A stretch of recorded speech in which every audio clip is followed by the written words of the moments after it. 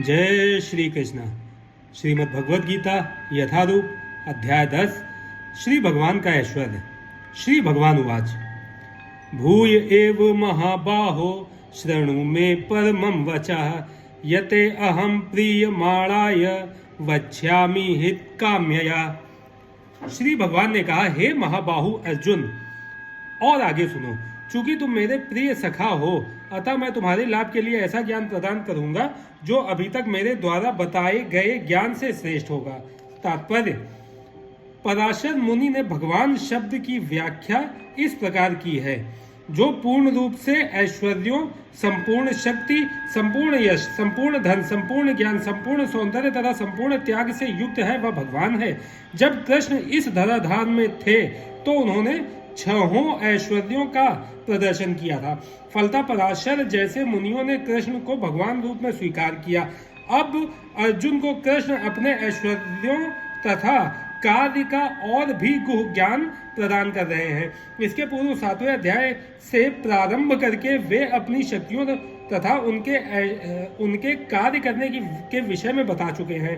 अब इस अध्याय में वे अपने ऐश्वर्यों का वर्णन कर रहे हैं। पिछले अध्याय में उन्होंने दृढ़ विश्वास के साथ भक्ति स्थापित करने में अपनी विभिन्न शक्तियों के योगदान की चर्चा स्पष्टतया की है। इस अध्याय में पुनः वे अर्जुन को अपनी सृष्टियों तथा विभिन्न ऐश्वर्यों के विषय में बता रहे हैं। जो भगवान के विषय में कोई सुनता है त्यों वह भक्ति में रमता जाता है। मनुष्य को चाहिए कि भक्तों की संगति में भगवान के विषय में सदा श्रवण करे, इससे उसकी भक्ति बढ़ेगी। भक्तों के समाज में ऐसी चर्चाएं केवल उन लोगों के बीच हो सकती हैं जो सचमुच कृष्ण भावनामृत के इच्छुक हों। ऐसी चर्चाओं में अन्य लोग भाग नहीं ले सकते। भगवान अर्जुन से स्पष्ट शब्दों में कहते हैं कि चूंकि तुम मुझे अत्यंत प्रिय हो, अतः तुम्हारे लाभ के लिए ऐसी बातें कह रहा हूं। न मे विदुः सुरगणा प्रभवम न महर्षयः अहमादिहि देवानां महर्षिणां च सर्वशः। ना तो देवतागण मेरी उत्पत्ति या ऐश्वर्य को जानते हैं और ना ही महर्षि गण ही जानते हैं, क्योंकि मैं सभी प्रकार से देवताओं और महर्षियों का भी कारण स्वरूप हूँ। तात्पर्य, जैसा कि ब्रह्म संहिता में कहा गया है, भगवान कृष्ण ही परमेश्वर हैं, उनसे बढ़कर कोई नहीं है। वे समस्त कारणों के कारण हैं। यहाँ पर भगवान स्वयं कहते हैं कि वे समस्त देवताओं तथा ऋषियों के कारण हैं। देवता तथा महर्षि तक कृष्ण को नहीं समझ पाते। जब वे उनके नाम या उनके व्यक्तित्व को नहीं समझ पाते तो इस क्षुद्र लोक के तथाकथित विद्वानों के विषय में क्या कहा जा सकता है। कोई नहीं जानता कि परमेश्वर क्यों मनुष्य रूप में इस पृथ्वी पर आते हैं और ऐसे विस्मयजनक असामान्य कार्यकलाप करते हैं। तब तो यह समझ लेना चाहिए कि कृष्ण को जानने के लिए विद्वता आवश्यक नहीं है। बड़े बड़े देवताओं तथा ऋषियों ने मानसिक चिंतन द्वारा कृष्ण को जानने का प्रयास किया, किंतु जान नहीं पाए। श्रीमद् भागवत में भी स्पष्ट कहा गया है कि बड़े से बड़े देवता भी भगवान को नहीं जान पाते। जहां तक उनकी अपूर्ण इंद्रियां पहुंच पाती हैं, वहीं तक वे सोच पाते हैं और निर्विशेषवाद के ऐसे विपरीत निष्कर्ष को प्राप्त होते हैं जो प्रकृति के तीनों गुणों द्वारा व्यक्त नहीं होता, या कि वे मनः चिंतन द्वारा कुछ कल्पना करते हैं। किंतु इस तरह के मूर्खतापूर्ण चिंतन से कृष्ण को नहीं समझा जा सकता। यहाँ पर भगवान अप्रत्यक्ष रूप में यह कहते हैं कि यदि कोई परम सत्य को जानना चाहता है तो लो, मैं भगवान के रूप में यहाँ हूँ, मैं परम भगवान हूँ। मनुष्य को चाहिए कि इसे समझे। यद्यपि अचिंत्य भगवान को साक्षात रूप में कोई नहीं जान सकता, तो भी वे विद्यमान रहते हैं। वास्तव में हम सच्चिदानंद रूप कृष्ण को तभी समझ सकते हैं जब भगवद गीता तथा श्रीमद् भागवत में उनके वचनों को पढ़ें।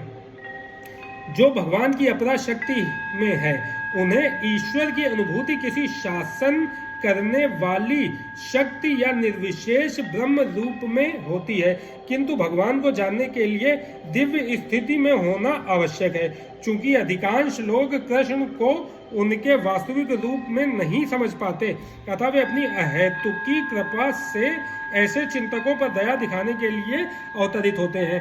ये चिंतक भगवान के असामान्य कार्यकलापों के होते हुए भी भौतिक शक्ति से कलमशग्रस्त होने के कारण निर्विशेष ब्रह्म को ही सर्वश्रेष्ठ मानते हैं। केवल भक्तगण ही जो भगवान की शरण में पूर्णतया ग्रहण कर चुके हैं, जो भगवान की शरण पूर्णतया ग्रहण कर चुके हैं, भगवत कृपा से समझ पाते हैं कि कृष्ण सर्वश्रेष्ठ है। भगवत भक्त निर्विशेष ब्रह्म की परवाह नहीं करते, वे अपनी श्रद्धा तथा भक्ति के कारण परमेश्वर की शरण ग्रहण करते हैं और कृष्ण की अहेतुकी कृपा से ही उन्हें समझ पाते हैं, अन्य कोई उन्हें समझ नहीं पाता। अतः बड़े से बड़े ऋषि भी स्वीकार करते हैं कि आत्मा या परमात्मा तो वह है जिसकी हम पूजा करते हैं।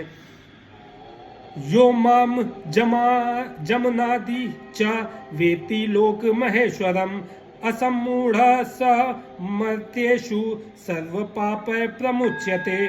जो मुझे अजन्मा अनादि समस्त लोकों के स्वामी के रूप में जानता है, मनुष्यों में केवल वही मोह रहित और समस्त पापों से मुक्त होता है।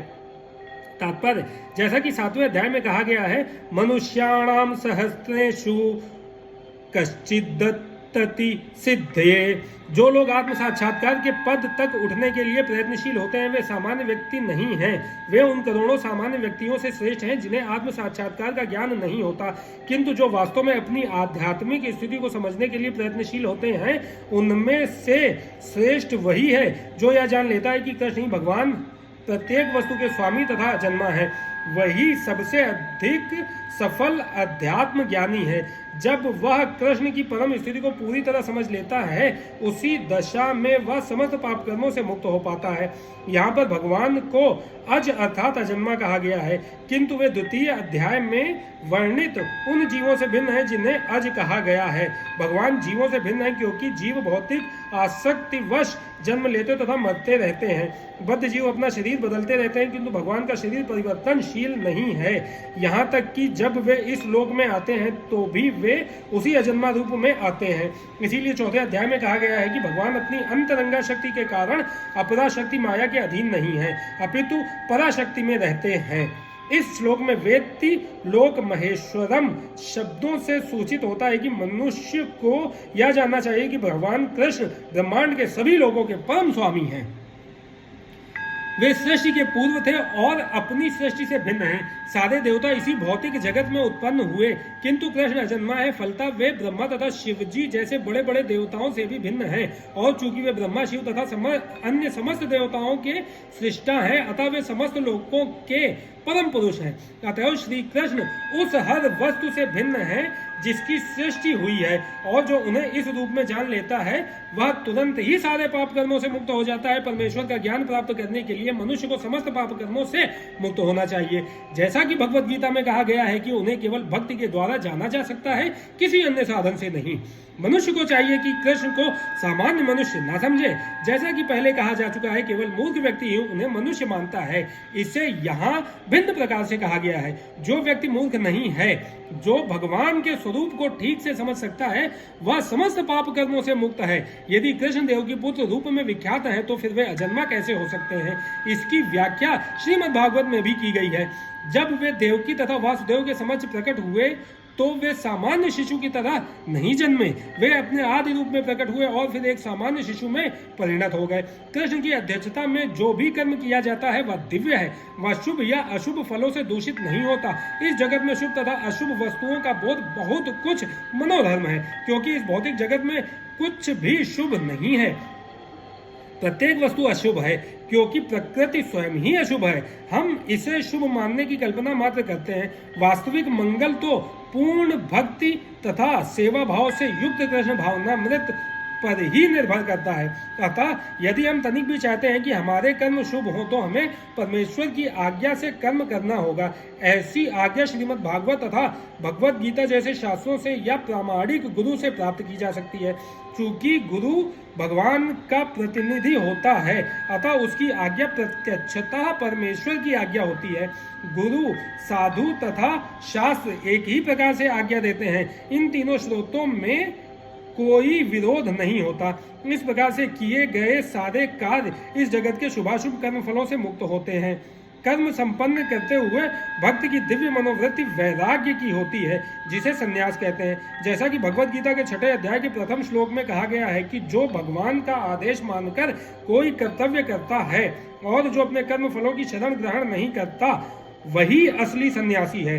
जो भगवान के निर्देशानुसार कर्म करता है, वास्तव में सन्यासी तथा योगी वही है। केवल सन्यासी या क्षुद्र योगी के वेश में रहने वाला व्यक्ति नहीं। बुद्धि ज्ञान सम्मोह क्षमा सत्यम दमः शमः सुखम दुखम भवो अभावो भयम चाभय मेव चाह अहिंसा समता तुष्टिस्तपो दानम यशो अयशः भवन्ति भावा भूतानां मत एव पृथग् विधा। बुद्धि ज्ञान संशय तथा मोह से मुक्ति, क्षमा भाव, सत्यता, इंद्रिय निग्रह, मन निग्रह, सुख तथा दुख, जन्म मृत्यु, भय अभय, अहिंसा, समता, तुष्टि, तप, दान, यश तथा अपयश, जीवों के ये विविध गुण मेरे ही द्वारा उत्पन्न है।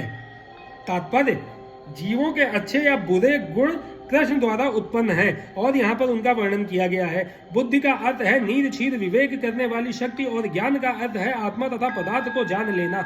विश्वविद्यालय की शिक्षा से प्राप्त सामान्य ज्ञान मात्र पदार्थ से संबंधित होता है। यहाँ इसे ज्ञान नहीं स्वीकार किया गया है। ज्ञान का अर्थ है आत्मा तथा भौतिक पदार्थ के अंतर को जानना। आधुनिक शिक्षा में आत्मा के विषय में कोई ज्ञान नहीं दिया जाता, केवल भौतिक तत्वों तथा शारीरिक आवश्यकताओं पर ध्यान दिया जाता है। फलस्वरूप शैक्षिक ज्ञान पूर्ण नहीं है। असम्मोह अर्थात संशय तथा मोह से मुक्ति तभी प्राप्त हो सकती है जब मनुष्य झिझकता नहीं और दिव्य दर्शन को समझता है। वह धीरे धीरे निश्चित रूप से मोह से मुक्त हो जाता है। हर बात को सतर्कता पूर्वक ग्रहण करना चाहिए। आंख मूंदकर कुछ भी स्वीकार नहीं करना चाहिए। क्षमा का अभ्यास करना चाहिए। मनुष्य को सहिष्णु होना चाहिए और दूसरों के छोटे छोटे अपराध क्षमा कर देना चाहिए। सत्यम का अर्थ है कि तथ्यों को सही रूप में अन्यों के लाभ के लिए प्रस्तुत किया जाए। तथ्यों को तोड़ना मरोड़ना नहीं चाहिए। सामाजिक प्रथा के अनुसार कहा जाता है कि वही सत्य बोलना चाहिए जो अन्यों को प्रिय लगे, किंतु यह सत्य नहीं है। सत्य को सही रूप में बोलना चाहिए जिससे दूसरे लोग समझ सकें कि सच्चाई क्या है। यदि कोई मनुष्य चोर है और यदि लोगों को सावधान कर दिया जाए कि अमुक व्यक्ति चोर है तो यह सत्य है। यद्यपि सत्य कभी कभी अप्रिय होता है, किंतु सत्य कहने में संकोच नहीं करना चाहिए। सत्य की मांग है कि तथ्यों को यथारूप में लोकहित के लिए प्रस्तुत किया जाए। यही सत्य की परिभाषा है। दमः का अर्थ है कि इंद्रियों को व्यर्थ के विषय भोग में न लगाया जाए। इंद्रियों की समुचित आवश्यकताओं की पूर्ति का निषेध नहीं है, किंतु अनावश्यक इंद्रिय भोग आध्यात्मिक उन्नति में बाधक है। फलतः इंद्रियों के अनावश्यक उपयोग पर नियंत्रण रखना चाहिए। इसी प्रकार मन पर भी अनावश्यक विचारों के विरुद्ध संयम रखना चाहिए। इसे शम कहते हैं। मनुष्य को चाहिए कि धन अर्जन के चिंतन में ही सारा समय न गवाए। यह चिंतन शक्ति का दुरुपयोग है। मन का उपयोग मनुष्यों की मूल आवश्यकताओं को समझने के लिए किया जाना चाहिए और उसे ही प्रमाण पूर्वक प्रस्तुत करना चाहिए। शास्त्र मर्मज्ञों, साधु पुरुषों, गुरुओं तथा महान विचारकों की संगति में रहकर विचार शक्ति का विकास करना चाहिए। जिस प्रकार से कृष्ण भावनामृत के आध्यात्मिक ज्ञान के अनुशीलन में सुविधा हो वही सुखम है, इसी प्रकार दुखम वह है जिससे कृष्ण भावनामृत के अनुशीलन में असुविधा हो। जो कुछ कृष्ण भावनामृत के विकास के अनुकूल हो उसे स्वीकार करें और जो प्रतिकूल हो उसका परित्याग करें। भाव अर्थात जन्म का संबंध शरीर से है। जहाँ तक आत्मा का प्रश्न है वह ना तो उत्पन्न होता है न मरता है। इसकी व्याख्या हम भगवत गीता के प्रारंभ में ही कर चुके हैं। जब तक मृत्यु का संबंध इस भौतिक जगत में शरीर धारण करने से है, भय तो भविष्य की चिंता से उद्भूत है। कृष्ण भावनामृत में रहने वाला व्यक्ति कभी भयभीत नहीं होता, क्योंकि वह अपने कर्मों के द्वारा भगवत धाम को वापस जाने के प्रति आश्वस्त रहता है। फलस्वरूप उसका भविष्य उज्जवल होता है। किंतु अन्य लोग अपने भविष्य के विषय में कुछ नहीं जानते। उन्हें इसका कोई ज्ञान नहीं होता कि अगले जन्म में क्या होगा। फलस्वरूप वे निरंतर चिंताग्रस्त रहते हैं। यदि हम चिंता मुक्त होना चाहते हैं तो सर्वोत्तम उपाय यह है कि हम कृष्ण को जाने तथा कृष्ण भावनामृत में निरंतर स्थित रहें। इस प्रकार हम समस्त भय से मुक्त रहेंगे। श्रीमद् भागवत में कहा गया है, भयम द्वितीयाभिनिवेशतः स्यात्। भय तो हमारे माया पाश में फंस जाने से उत्पन्न होता है, किंतु जो माया के जाल से मुक्त हैं, जो आश्वस्त हैं कि वे शरीर नहीं अपितु भगवान के आध्यात्मिक अंश हैं और जो भगवत भक्ति में लगे हुए हैं, उन्हें कोई भय नहीं रहता। उनका भविष्य अत्यंत उज्जवल है। यह भय तो उन व्यक्तियों की अवस्था है जो कृष्ण भावनामृत में नहीं है। अभ्यम तभी संभव है जब कृष्ण भावनामृत में रहा जाए। अहिंसा का अर्थ होता है कि अन्यों को कष्ट न पहुंचाया जाए। जो भौतिक कार्य अनेकानेक राजनीतिज्ञों, समाजशास्त्रियों, परोपकारियों आदि द्वारा किए जाते हैं, उनके परिणाम अच्छे निकलते हैं, क्योंकि राजनीतिज्ञों तथा परोपकारियों में दिव्य दृष्टि नहीं होती। वे यह नहीं जानते कि वास्तव में मानव समाज के लिए क्या लाभप्रद है। अहिंसा का अर्थ है कि मनुष्यों को इस प्रकार से प्रशिक्षित किया जाए कि इस मानव देह का पूरा पूरा उपयोग हो सके। मानव देह आत्म साक्षात्कार के हेतु मिला है, अतः ऐसी कोई संस्था या संघ जिससे उद्देश्य की पूर्ति में प्रोत्साहन न हो, मानव देह के प्रति हिंसा करने वाला है, जिससे मनुष्यों के भावी आध्यात्मिक सुख में वृद्धि हो, वही अहिंसा है।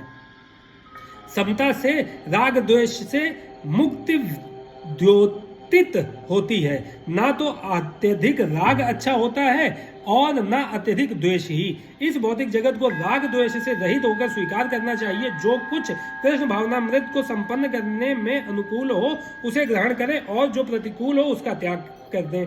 यही समता है। कृष्ण भावनामृत युक्त व्यक्ति को ना तो कुछ ग्रहण करना होता है ना त्याग करना होता है। उसे तो कृष्ण भावनामृत संपन्न करने में उसकी उपयोगिता से प्रयोजन रहता है। तुष्टि का अर्थ है कि मनुष्य को चाहिए कि अनावश्यक कार्य करके अधिकाधिक वस्तुएं एकत्र करने के लिए उत्सुक न रहे। उससे तो ईश्वर की कृपा से जो प्राप्त हो जाए उसी से प्रसन्न रहना चाहिए। यही तुष्टि है।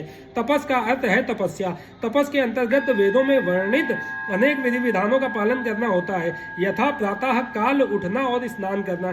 कभी कभी प्रातः काल उठना अति कष्टकारक होता है, किंतु इस प्रकार स्वेच्छा से जो भी कष्ट सहे जाते हैं वे तपस या तपस्या कहलाते हैं। इसी प्रकार मास के कुछ विशेष दिनों में उपवास रखने का भी विधान है। हो सकता है कि इन उपवासों को करने की इच्छा ना हो, किंतु कृष्ण भावनामृत के विज्ञान में प्रगति करने के संकल्प के कारण ऐसे शारीरिक कष्ट उठाने होते हैं, किंतु उसे व्यर्थ ही अथवा वैदिक आदेशों के प्रतिकूल उपवास करने की आवश्यकता नहीं है। उसे किसी राजनीतिक उद्देश्य से उपवास नहीं करना चाहिए। भगवत गीता में इसे तामसी उपवास कहा गया है। तथा किसी भी ऐसे कार्य से जो तमोगुण या रजोगुण में किया जाता है आध्यात्मिक उन्नति नहीं होती, किंतु सतोगुण में रहकर जो भी कार्य किया जाता है वह समुन्नत बनाने वाला है। अतः वैदिक आदेशों के अनुसार किया गया उपवास आध्यात्मिक ज्ञान को समुन्नत बनाता है। जहाँ तक दान का संबंध है, मनुष्य को चाहिए कि अपनी आय का 50% किसी शुभ कार्य में लगाए। और यह शुभ कार्य क्या है? यह है कृष्ण भावनामृत में किया गया कार्य। ऐसा कार्य शुभ ही है अपितु सर्वोत्तम होता है। चूंकि ऐसा कार्य शुभ ही नहीं अपितु सर्वोत्तम होता है। चूंकि कृष्ण अच्छे हैं इसीलिए उनका कार्य भी अच्छा है। अतः दान उसे दिया जाए जो कृष्ण भावनामृत में लगा हो। वेदों के अनुसार ब्राह्मणों को दान दिया जाना चाहिए। यह प्रथा आज भी चालू है, यद्यपि इसका स्वरूप वह नहीं है जैसा कि वेदों का उपदेश है। फिर भी आदेश यही है कि दान ब्राह्मणों को दिया जाए। वह क्यों? क्योंकि वे आध्यात्मिक ज्ञान के अनुशीलन में लगे रहते हैं। ब्राह्मण से यह आशा की जाती है कि वह सारा जीवन ब्रह्म जिज्ञासा में लगा दे। ब्रह्म जानातीति ब्राह्मणः, जो ब्रह्म को जाने वही ब्राह्मण है। इसीलिए दान ब्राह्मणों को दिया जाता है, क्योंकि वे सदैव आध्यात्मिक कार्य में रत रहते हैं और उन्हें जीविकोपार्जन के लिए समय नहीं मिल पाता। वैदिक साहित्य में सन्यासियों को भी दान दिए जाने का आदेश है। सन्यासी द्वार द्वार जाकर भिक्षा मांगते हैं। वे धनार्जन के लिए नहीं अपितु प्रचारार्थ ऐसा करते हैं। वे द्वार द्वार जाकर गृहस्थों को अज्ञान की निद्रा से जगाते हैं। चूंकि गृहस्थ ग्रह कार्यों में व्यस्त रहने के कारण अपने जीवन के वास्तविक उद्देश्यों को कृष्ण भावनामृत जगाने को भूले रहते हैं। अतः यह सन्यासियों का कर्तव्य है कि वे भिखारी बनकर गृहस्थों के पास जाएं और कृष्ण भावना भावित होने के लिए उन्हें प्रेरित करें। वेदों का कथन है कि मनुष्य जागे और मानव जीवन में जो प्राप्त करना है उसे प्राप्त करे। सन्यासियों द्वारा यह ज्ञान तथा विधि वितरित की जाती है। अतः सन्यासी को ब्राह्मणों को तथा इस प्रकार के उत्तम कार्यों के लिए दान देना चाहिए, किसी सनक के कारण नहीं। यशस भगवान चैतन्य के अनुसार होना चाहिए। उनका कथन है कि मनुष्य तभी प्रसिद्धि प्राप्त करता है जब वह महान भक्त के रूप में जाना जाता हो। यही वास्तविक यश है। यदि कोई कृष्ण भावनामृत में महान बनता है और विख्यात होता है तो वही वास्तव में प्रसिद्ध है। जिसे ऐसा यश प्राप्त न हो वह अप्रसिद्ध है। ये सारे गुण संसार भर में मानव समाज में तथा देव समाज में प्रकट होते हैं। अन्य लोकों में भी विभिन्न तरह के मानव हैं और ये गुण उनमें भी होते हैं। तो जो व्यक्ति कृष्ण भावनामृत में प्रगति करना चाहता है उनमें कृष्ण ये सारे गुण उसमें कृष्ण ये सारे गुण उत्पन्न कर देते हैं। किंतु मनुष्य को तो इन्हें अपने अंतर में विकसित करना होता है। जो व्यक्ति भगवान की सेवा में लग जाता है वह भगवान की योजना के अनुसार इन सारे गुणों को विकसित कर लेता है। हम जो कुछ भी अच्छा या बुरा देखते हैं उसका मूल श्री कृष्ण है। इस संसार में कोई भी ऐसी वस्तु नहीं जो कृष्ण में स्थित ना हो, यही ज्ञान है। यद्यपि हम जानते हैं कि वस्तुएं भिन्न रूप से स्थित हैं, किंतु हमें यह अनुभव करना चाहिए कि सारी वस्तुएं कृष्ण से ही उत्पन्न हैं। महर्षय सप्त पूर्वे चत्वारो मनवस्तथा मद्भावा मानसा जाता ये शाम लोक इमाम प्रजा। सप्तर्षि गण तथा उनसे भी पूर्व 4 अन्य महर्षि एवं सारे मनु सब मेरे मन से उत्पन्न है और विभिन्न लोकों में निवास करने वाले सारे जीव उनसे अवतरित हैं। तात्पर्य, भगवान यहाँ पर ब्रह्मांड की प्रजा का आनुवांशिक वर्णन कर रहे हैं। ब्रह्मा परमेश्वर की शक्ति से उत्पन्न आदि जीव हैं जिन्हें हिरण्यगर्भ कहा जाता है। ब्रह्मा से 7 महर्षि तथा इनसे भी पूर्व 4 महर्षि सनक, सनंदन, सनातन तथा सनत कुमार एवं सारे मनु प्रकट हुए। ये 25 महान ऋषि ब्रह्मांड के समस्त जीवों के धर्म पथ प्रदर्शक कहलाते हैं। असंख्य ब्रह्मांड हैं और प्रत्येक ब्रह्मांड में असंख्य लोक हैं और प्रत्येक लोक में नाना योनियां निवास करती हैं। ये सब इन्हीं 25 प्रजापतियों से उत्पन्न हैं। कृष्ण की कृपा से 1000 दिव्य वर्षों तक तपस्या करने के बाद ब्रह्मा को सृष्टि करने का ज्ञान प्राप्त हुआ। तब ब्रह्मा से सनक, सनंदन, सनातन और सनत कुमार उत्पन्न हुए। उनके बाद रुद्र तथा सप्तर्षि और इस प्रकार फिर भगवान की शक्ति से सभी ब्राह्मणों तथा क्षत्रियों का जन्म हुआ। ब्रह्मा को पितामह कहा जाता है और कृष्ण को प्रपितामह, पितामह का पिता। इसका उल्लेख भगवत गीता के 11वें अध्याय में किया गया है। एताम विभूति योगाम च मम यो वेत्ति तत्वतः सो अविकल्पेन योगेन युज्यते नात्र संशयः। जो मेरे इस ऐश्वर्य तथा योग से पूर्णतया आश्वस्त है वह मेरी अनन्य भक्ति में तत्पर होता है, इसमें तनिक भी संदेह नहीं है। तात्पर्य, आध्यात्मिक सिद्धि की चरम परिणति है। आध्यात्मिक सिद्धि की चरम परिणति है भगवत ज्ञान। आध्यात्मिक सिद्धि की चरम परिणति है भगवत ज्ञान। जब तक कोई भगवान के विभिन्न ऐश्वर्यों के प्रति आश्वस्त नहीं हो लेता तब तक भक्ति में नहीं लग सकता। सामान्यतः लोग इतना तो जानते हैं कि ईश्वर महान है, किंतु यह नहीं जानते कि वह किस प्रकार महान है। यहाँ पर उसका विस्तृत विवरण दिया गया है। जब कोई यह जान लेता है कि ईश्वर कैसे महान है तो वह सहज ही शरणागत होकर भगवत भक्ति में लग जाता है। भगवान के ऐश्वर्यों को ठीक से समझ लेने पर शरणागत होने के अतिरिक्त अन्य कोई विकल्प नहीं रह जाता। ऐसा वास्तविक ज्ञान भगवत गीता, श्रीमद् भागवत तथा अन्य ऐसे ही ग्रंथों से प्राप्त किया जा सकता है। इस ब्रह्मांड के संचालन के लिए विभिन्न लोकों में अनेक देवता नियुक्त हैं, जिनमें से ब्रह्मा, शिव, चारों कुमार तथा अन्य प्रजापति प्रमुख हैं। ब्रह्मांड की प्रजा के अनेक पितामह भी हैं और वे सब भगवान कृष्ण से उत्पन्न हैं। भगवान कृष्ण समस्त पितामहों के आदि पितामह हैं। ये रहे परमेश्वर के कुछ ऐश्वर्य। जब मनुष्य को इन पर अटूट विश्वास हो जाता है तो वह अत्यंत श्रद्धा समेत तथा संशय रहित होकर कृष्ण को स्वीकार करता है और भक्ति करता है। भगवान की प्रेमा भक्ति में रुचि बढ़ाने के लिए ही इस विशिष्ट ज्ञान की आवश्यकता है। कृष्ण की महानता को समझने में उपेक्षा भाव न बरतें, क्योंकि कृष्ण की महानता को जानने पर ही एकनिष्ठ होकर भक्ति की जा सकती है। अहम सर्वस्य प्रभवो मत्तः सर्वं प्रवर्तते इति मत्वा भजन्ते मां बुधा भाव समन्विताः। मैं समस्त आध्यात्मिक तथा भौतिक जगतों का कारण हूँ। प्रत्येक वस्तु मुझसे ही उद्भूत है। जो बुद्धिमान या भली भांति जानते हैं वे मेरी प्रेमा भक्ति में लगते हैं तथा हृदय से पूरी तरह मेरी पूजा में तत्पर होते हैं। तात्पर्य, जिस विद्वान ने वेदों को ठीक से अध्ययन किया है और भगवान चैतन्य जैसे अधिकारियों से ज्ञान प्राप्त किया हो तथा यह जानता हो कि इन उपदेशों का किस प्रकार उपयोग करना चाहिए, वही यह समझ सकता है कि भौतिक तथा आध्यात्मिक जगतों के मूल श्री कृष्ण ही हैं। इस प्रकार के ज्ञान से वह भगवत भक्ति में स्थिर हो जाता है। वह व्यर्थ की टीकाओं से या मूर्खों के द्वारा कभी पथ भ्रष्ट नहीं होता। सारा वैदिक साहित्य स्वीकार करता है कि कृष्ण ही ब्रह्मा, शिव तथा अन्य समस्त देवताओं के स्रोत हैं। अथर्ववेद में कहा गया है, यो ब्रह्मांडम विदधाति पूर्वम यो वेदाश्च गापयति स्मः कृष्णः। प्रारंभ में कृष्ण ने ब्रह्मा को वेदों का ज्ञान प्रदान किया और उन्होंने भूतकाल में वैदिक ज्ञान का प्रचार किया।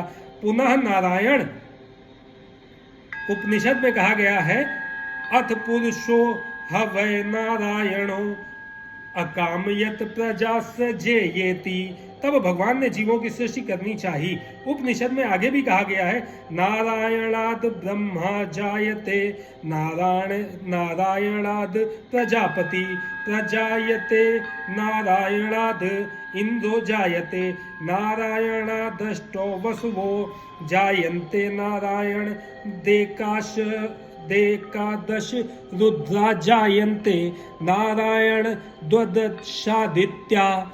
नारायण से ब्रह्मा उत्पन्न होते हैं, नारायण से प्रजापति उत्पन्न होते हैं, नारायण से इंद्र और 8 वसु उत्पन्न होते हैं और नारायण से ही 11 रुद्र तथा 12 आदित्य उत्पन्न होते हैं। यह नारायण कृष्ण के ही अंश है। वेदों का ही कथन है, ब्रह्मण्यो देवकी पुत्रः। देवकी पुत्र कृष्ण ही भगवान है। तब यह कहा गया, एको वै नारायण आसीन ब्रह्मा न ईशानो नापो नाग्नि समो ने में धावा पृथ्वी न नक्षत्राणि न सूर्य। सृष्टि के प्रारंभ में केवल भगवान नारायण थे, न ब्रह्मा थे, न शिव, न अग्नि थी, न चंद्रमा, न नक्षत्र और न सूर्य। महाउपनिषद में भी कहा गया है कि शिवजी परमेश्वर के मस्तक से उत्पन्न हुए। अतः वेदों का कहना है कि ब्रह्मा तथा शिव के सृष्टा भगवान की ही पूजा की जानी चाहिए।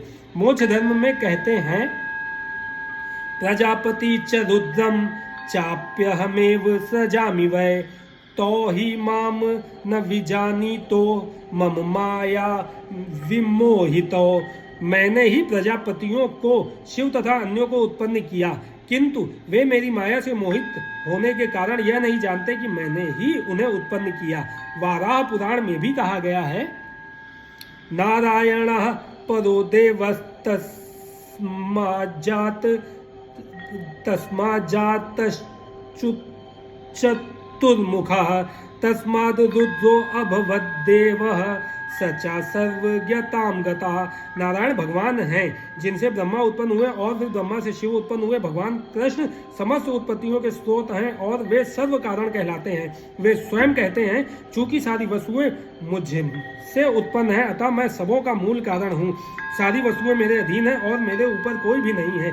कृष्ण से बढ़कर कोई परम नियंता नहीं है। जो व्यक्ति प्रामाणिक गुरु से या वैदिक साहित्य से इस प्रकार कृष्ण को जान लेता है, वह अपनी सारी शक्ति कृष्ण भावनामृत में लगाता है और सचमुच विद्वान पुरुष बन जाता है। उसकी तुलना में अन्य सारे लोग जो कृष्ण को ठीक से नहीं जानते, मात्र मूर्ख सिद्ध होते हैं। केवल मूर्ख ही कृष्ण को सामान्य व्यक्ति समझेगा। कृष्ण भावना भावित व्यक्ति को चाहिए कि कभी मूर्खों द्वारा मोहित ना हो। उसे भगवत गीता की समस्त अप्रामाणिक टीकाओं एवं व्याख्याओं से दूर रहना चाहिए और दृढ़तापूर्वक कृष्ण भावनामृत में अग्रसर होना चाहिए। मच्चित्ता मदत्प्राणा बोधयन्ता परस्परम कथयन्तश्च माम नित्यम तुष्यन्ति चा रमन्ति चा। मेरे शुद्ध भक्तों के विचार मुझ में वास करते हैं। उनके जीवन मेरी सेवा में अर्पित रहते हैं और वे एक दूसरे को ज्ञान प्रदान करते तथा मेरे विषय में बातें करते हुए परम संतोष तथा आनंद का अनुभव करते हैं। तात्पर्य, यहाँ जिन शुद्ध भक्तों के लक्षणों का उल्लेख हुआ है, वे निरंतर भगवान की दिव्य प्रेमा भक्ति में रमे रहते हैं। उनके मन कृष्ण के चरण कमलों से नहीं हटते। वे दिव्य विषयों की ही चर्चा चलाते हैं। इस श्लोक में शुद्ध भक्तों के लक्षणों का विशेष रूप से उल्लेख हुआ है। भगवत भक्त परमेश्वर के गुणों तथा उनकी लीलाओं के गान में अहर्निश लगे रहते हैं। उनके हृदय तथा आत्माएं निरंतर कृष्ण में निमग्न रहती हैं और वे अन्य भक्तों से भगवान के विषय में बातें करने में आनंदानुभव करते हैं। भक्ति की प्रारंभिक अवस्था में वे सेवा में ही दिव्य आनंद उठाते हैं और परिपक्वता में वे ईश्वर प्रेम को प्राप्त होते हैं। जब वे इस दिव्य स्थिति को प्राप्त कर लेते हैं तो वे सर्वोच्च सिद्धि का स्वाद लेते हैं जो भगवत धाम में प्राप्त होती है।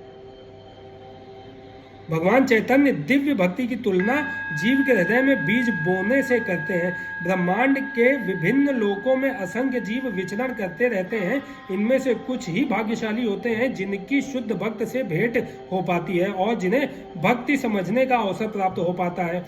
यह भक्ति बीज के सदृश है। यदि इसे जीव के हृदय में बो दिया जाए और जीव हरे कृष्ण मंत्र का श्रवण तथा कीर्तन करता रहे तो बीज अंकुरित होता है।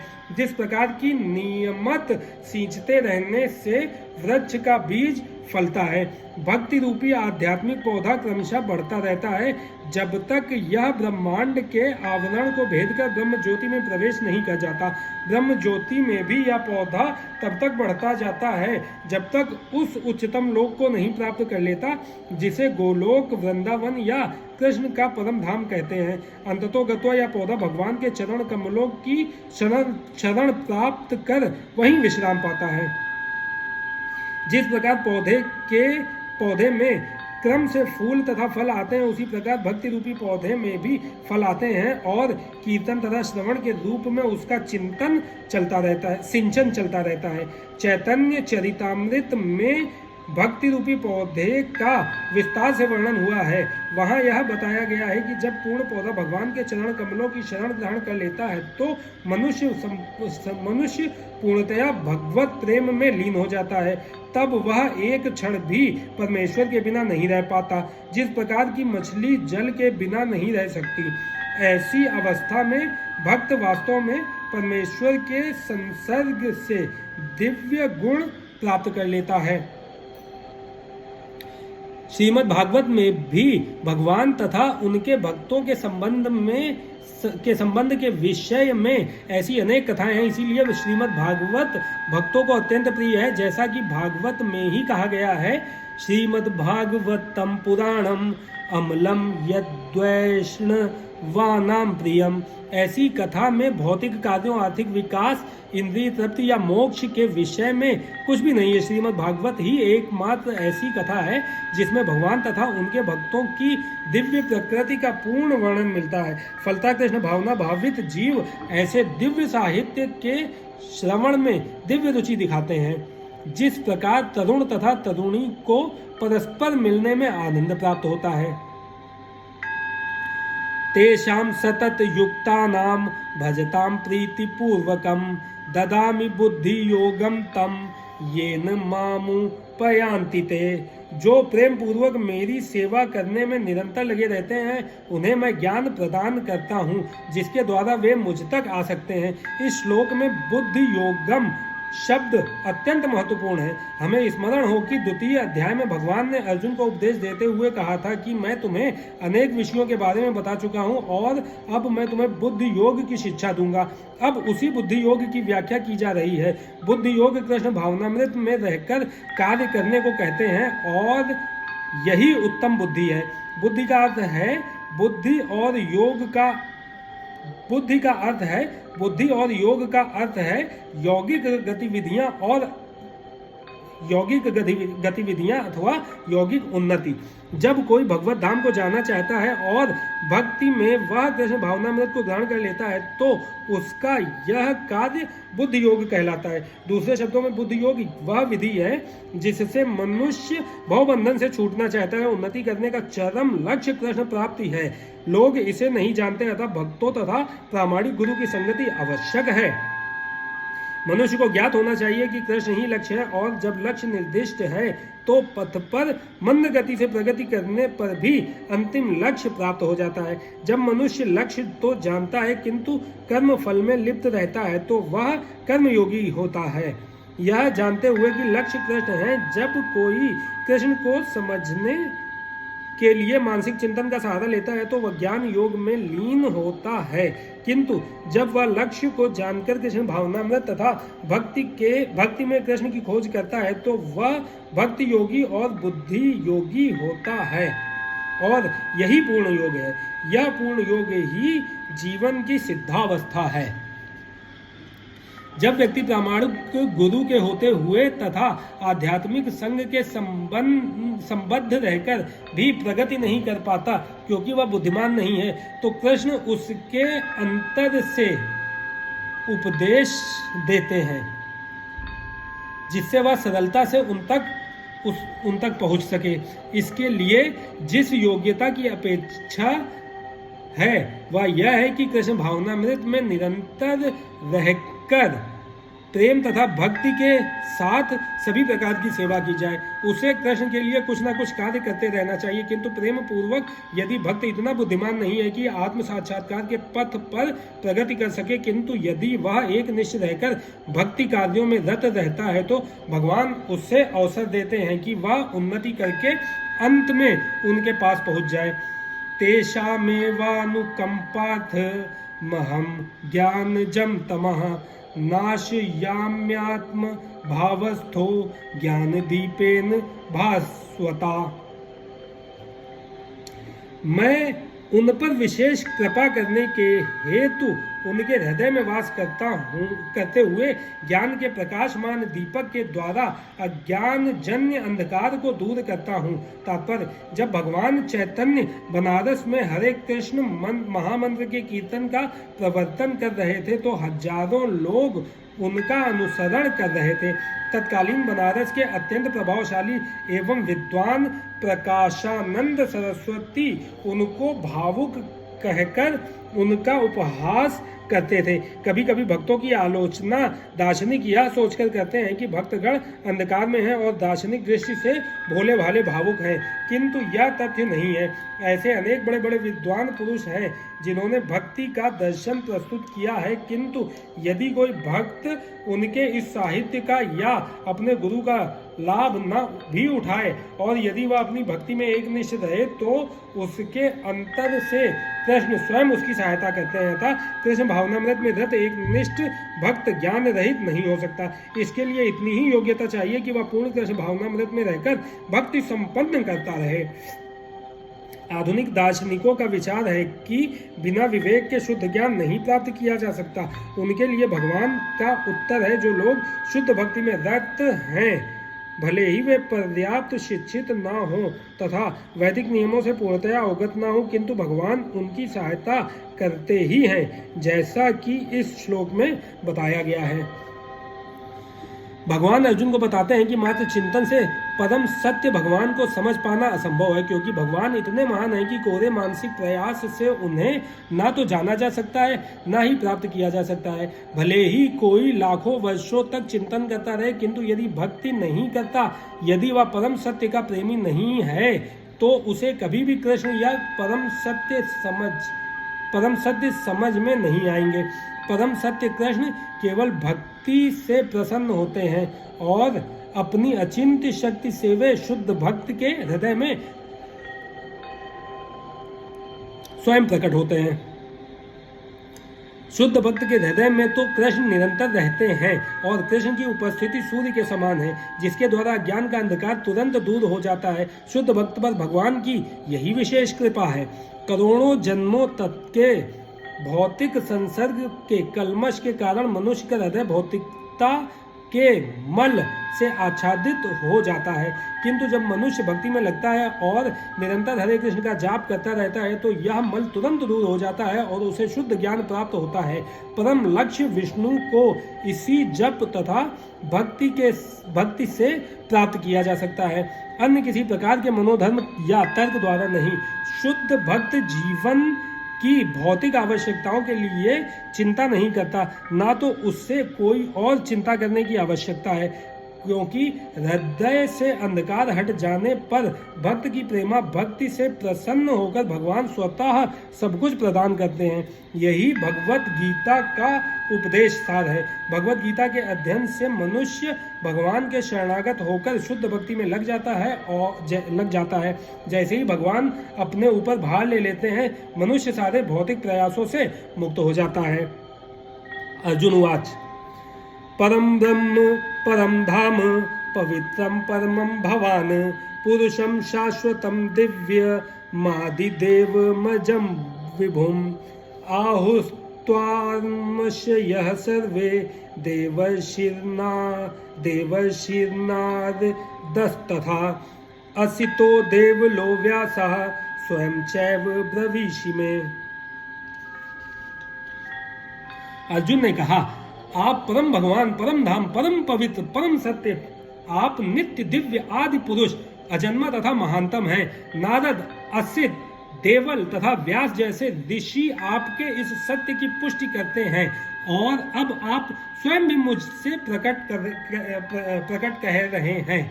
तात्पर्य, इन 2 श्लोकों में भगवान आधुनिक दार्शनिक को अवसर प्रदान करते हैं, क्योंकि यहाँ यह स्पष्ट है कि परमेश्वर जीवात्मा से भिन्न है। इस अध्याय के 4 महत्वपूर्ण श्लोकों को सुनकर अर्जुन की सारी शंकाएं जाती रहीं और उसने कृष्ण को भगवान स्वीकार कर लिया। उसने तुरंत ही उद्घोष किया, आप परब्रह्म हैं। इसके पूर्व कृष्ण कह चुके हैं कि वे प्रत्येक वस्तु तथा प्रत्येक प्राणी के आदि कारण हैं। प्रत्येक देवता तथा प्रत्येक मनुष्य उन पर आश्रित है। वे अज्ञानवश अपने को भगवान से परम स्वतंत्र मानते हैं। ऐसा अज्ञान भक्ति करने से पूरी तरह मिट जाता है।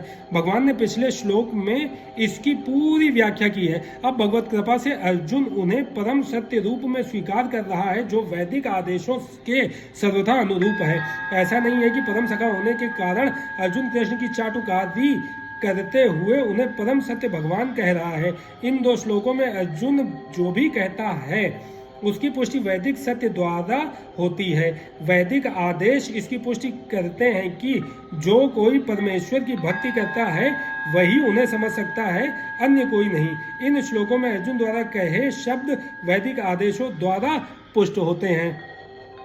केन उपनिषद में कहा गया है कि परब्रह्म प्रत्येक वस्तु के आश्रय हैं और कृष्ण पहले ही कह चुके हैं कि सारी वस्तुएं उन्हीं पर आश्रित हैं। मुंडक उपनिषद में पुष्टि की गई है कि जिन परमेश्वर पर सब कुछ आश्रित है उन्हें उसके चिंतन में रत रहकर ही प्राप्त किया जा सकता है। कृष्ण का यह निरंतर चिंतन स्मरण है जो भक्ति की नव विधियों में से एक है। भक्ति के द्वारा ही मनुष्य कृष्ण की स्थिति को समझ सकता है और इस भौतिक देह से छुटकारा पा सकता है। वेदों में परमेश्वर का मानना है कि वेदों में परमेश्वर को परम पवित्र माना गया है। जो व्यक्ति कृष्ण को परम पवित्र मानता है वह समस्त पाप कर्मों से शुद्ध हो जाता है। भगवान की शरण में गए बिना पाप कर्मों से शुद्धि नहीं हो पाती। अर्जुन द्वारा कृष्ण को परम पवित्र मानना वेद सम्मत है। इसकी पुष्टि नारद आदि ऋषियों द्वारा भी हुई है। कृष्ण भगवान है और मनुष्य को चाहिए कि वह निरंतर उनका ध्यान करते हुए उनसे दिव्य संबंध स्थापित करे। वे परम अस्तित्व हैं। वे समस्त शारीरिक आवश्यकताओं तथा जन्म मरण से मुक्त हैं। इसकी पुष्टि अर्जुन ही नहीं अपितु सारे वेद पुराण तथा इतिहास ग्रंथ करते हैं। सारे वैदिक साहित्य में कृष्ण का ऐसा वर्णन मिलता है और भगवान स्वयं भी 4थे अध्याय में कहते हैं, यद्यपि मैं अजन्मा हूँ किंतु धर्म की स्थापना के लिए इस पृथ्वी पर प्रकट होता हूँ। वे परम पुरुष हैं, उनका कोई कारण नहीं है क्योंकि वे समस्त कारणों के कारण हैं और सब कुछ उन्हीं से उद्भूत है। ऐसा पूर्ण ज्ञान केवल भगवत कृपा से प्राप्त होता है। यहाँ पर अर्जुन कृष्ण की कृपा से ही अपने विचार व्यक्त करता है। यदि हम भगवत गीता को समझना चाहते हैं तो हमें इन दोनों श्लोकों के कथनों को स्वीकार करना होगा। यह परंपरा प्रणाली कहलाती है, अर्थात गुरु परंपरा को मानना। परंपरा प्रणाली के बिना भगवत गीता को नहीं समझाया जा सकता। यह तथाकथित विद्यालयी शिक्षा द्वारा संभव नहीं है।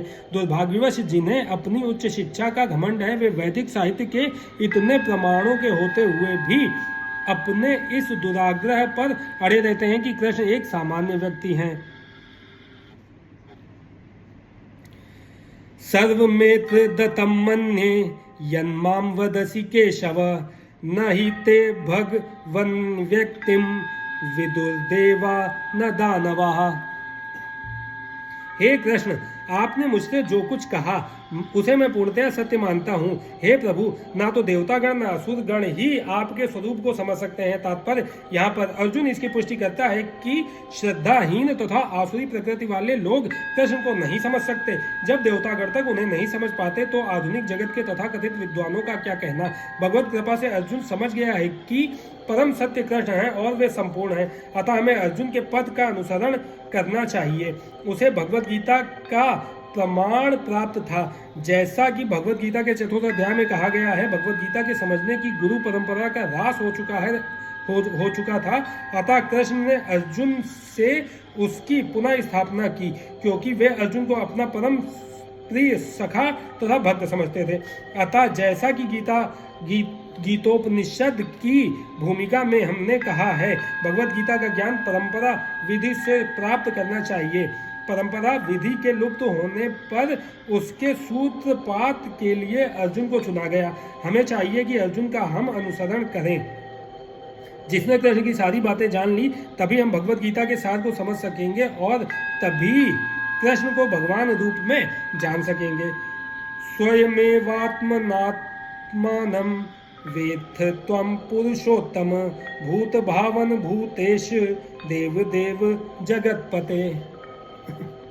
हे परम पुरुष, हे सबके उद्गम, हे समस्त प्राणियों के स्वामी, हे देवों के देव, हे ब्रह्मांड के प्रभु, निसंदेह एकमात्र आप ही अपने को अपनी अंतरंगा शक्ति से जानने वाले हैं। तात्पर्य परमेश्वर कृष्ण को वे ही जान सकते हैं जो अर्जुन तथा उनके अनुयायियों की भांति भक्ति करने के माध्यम से भगवान के संपर्क में रहते हैं। आसुरी या नास्तिक प्रकृति वाले लोग कृष्ण को नहीं जान सकते। ऐसा मनोधर्म जो भगवान से दूर ले जाए परम पातक है, और जो कृष्ण को नहीं जानता उसे भगवत गीता की टीका करने का प्रयत्न नहीं करना चाहिए। भगवत गीता कृष्ण की वाणी है और चूंकि यह कृष्ण का तत्व विज्ञान है, अतः इसे कृष्ण से ही समझना चाहिए। जैसा कि अर्जुन ने कहा, इसे नास्तिकों से ग्रहण नहीं करना चाहिए।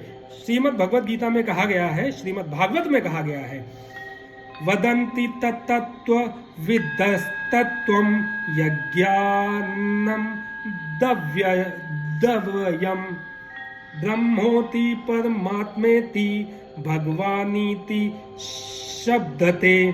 परम सत्य का अनुभव 3 प्रकार से किया जाता है, निराकार ब्रह्म, अंतर्यामी परमात्मा तथा भगवान। अतः परम सत्य के ज्ञान की अंतिम अवस्था भगवान है। हो सकता है कि सामान्य व्यक्ति अथवा ऐसा मुक्त पुरुष भी जिसने निराकार ब्रह्म अथवा अंतर्यामी परमात्मा का साक्षात्कार किया है, भगवान को ना समझ पाए। अतः ऐसे व्यक्ति को चाहिए कि भगवान को भगवत गीता के श्लोकों से जानने का प्रयास करें, जिन्हें स्वयं कृष्ण ने कहा है। कभी कभी निर्विशेषवादी कृष्ण को भगवान के रूप में या उनकी प्रामाणिकता को स्वीकार करते हैं।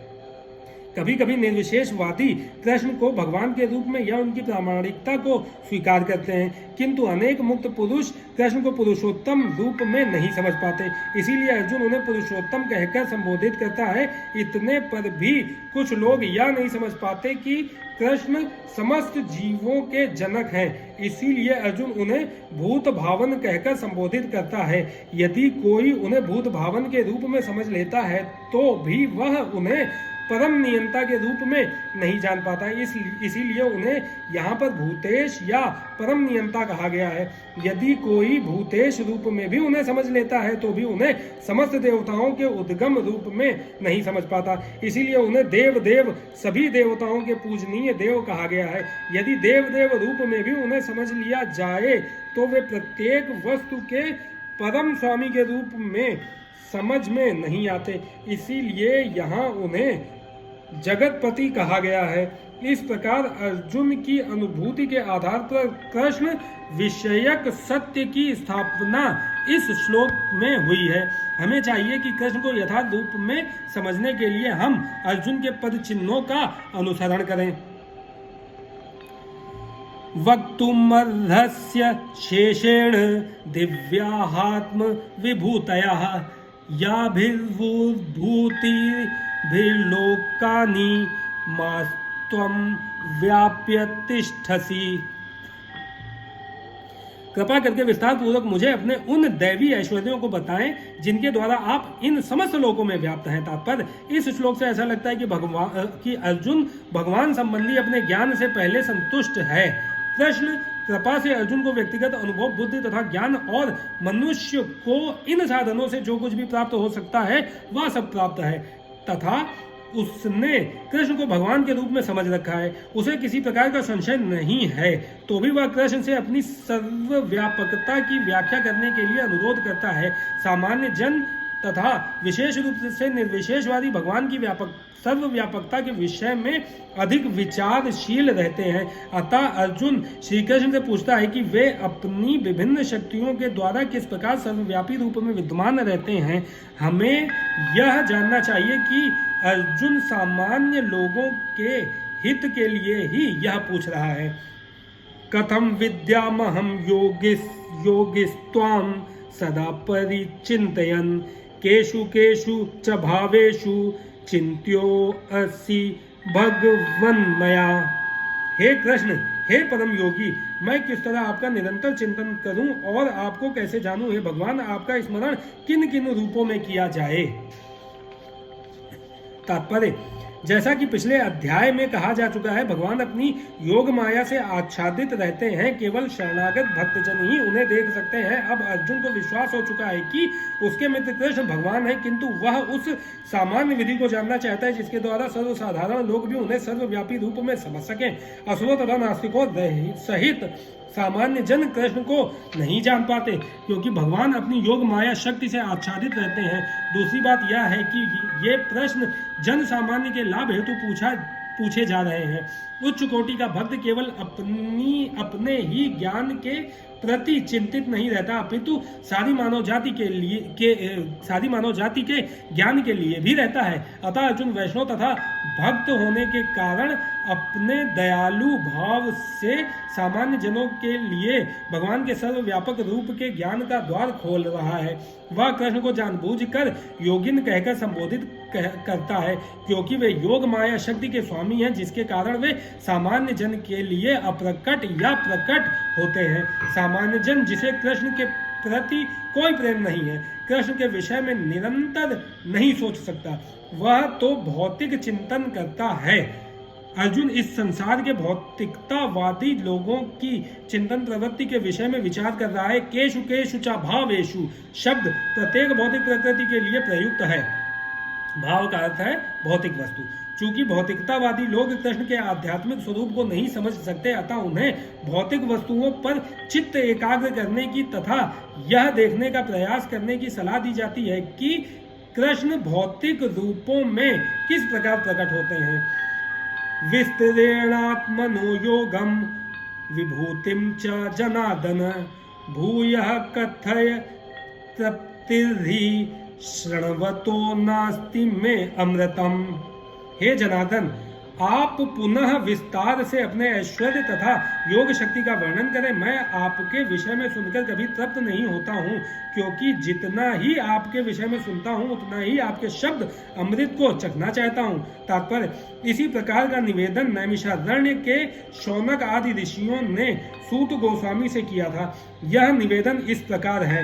वयम तु न वित्रप्याम उत्तम श्लोक विक्रमे यच्छ्रणवतां रसज्ञानां स्वादु स्वादु पदे पदे।